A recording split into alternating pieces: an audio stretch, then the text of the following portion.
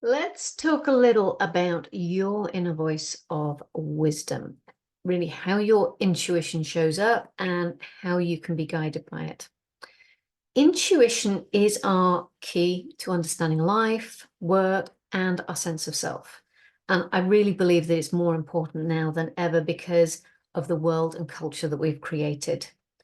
We're quite disconnected from ourselves, from our environment, from each other. And certainly technology is playing a role in that, but it's more than that. We are not connected deeply into our sense of self and our sense of values and our sense of purpose. And that is so important to the future of our world. So intuition is actually a key part of finding fulfillment in life. It's not woo, it's part of who we are.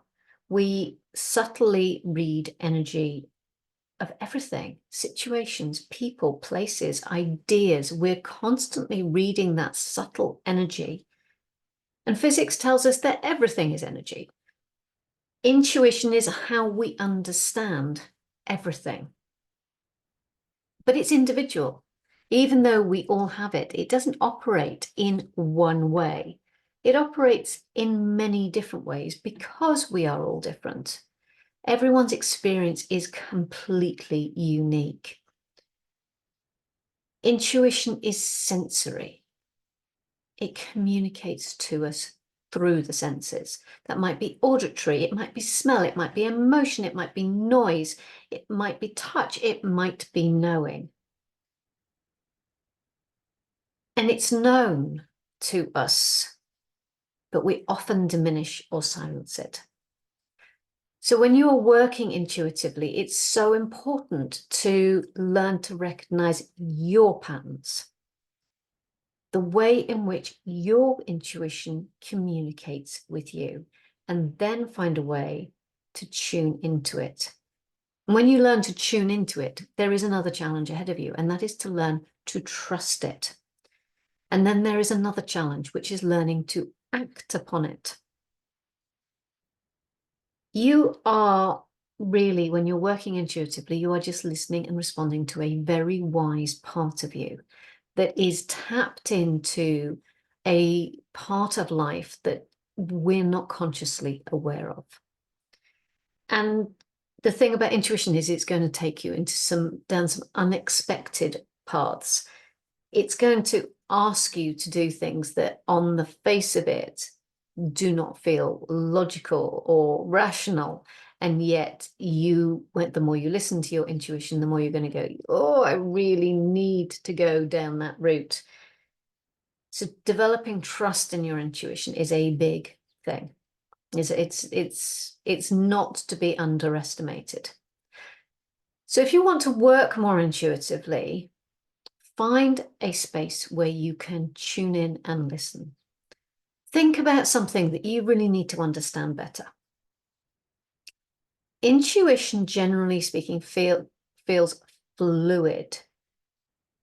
It feels easy. The complicating factor is that there are often fears wrapped up in that,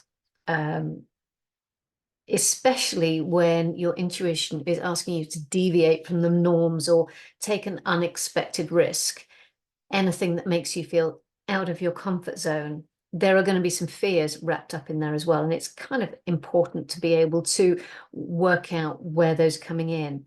So you've got to really balance the feel of what's going on with the fear. So you have to ask yourself, does it feel right? If you think about it, our language is built for intuition. Most of our language is speaking about our intuitive self and how we use it.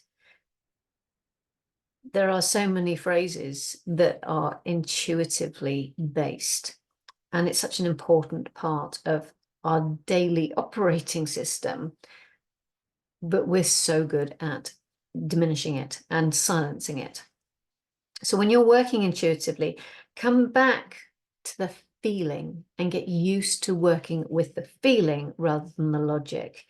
And you're going to have to keep on practicing and practicing and practicing until your confidence in your understanding of it grows. And then your trust can come off the back of that, and then your action can follow suit.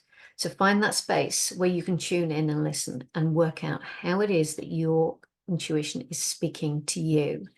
It's going to be very unique. It will be doing it all the time.